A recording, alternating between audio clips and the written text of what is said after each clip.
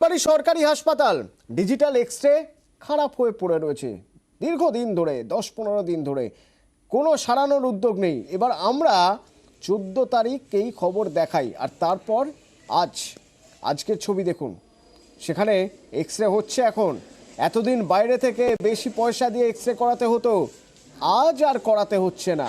কিভাবে ভুল বদল হলো? বিশ্বজিৎ প্রতিনিধি সরাসরি রয়েছেন আমার সঙ্গে, বলতে পারবেন বিশ্বজিৎ?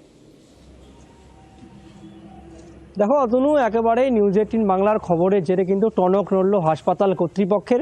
10 দিন ধরে বন্ধ হয়ে পড়ে থাকা এই ডিজিটাল এক্স-রেকে সারাইয়ের কাজ করলো এবং যার জেরে ফের কিন্তু স্বাভাবিক হলো এই এক্স-রে পরিষেবা। তুমি জানোই যে নকশালবাড়ি, এখানে প্রায় এই হাসপাতালের উপর 100 গ্রামের ভরসা।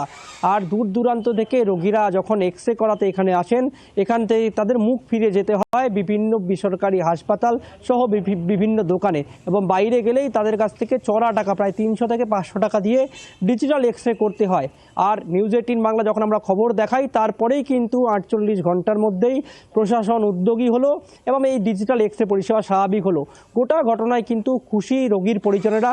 তাদের যেটা দাবি, যে দীর্ঘদিন ধরে এভাবে যদি হাসপাতালে প্রায় 10 দিনের ওপর ধরে যদি এক্স-রে খারাপ থাকে, তাহলে রোগীরা কি করবে? কারণ এই এলাকার বেশিরভাগ রোগী চা বাগান এবং বিভিন্ন রুজি রোজগার নিয়ে চলে।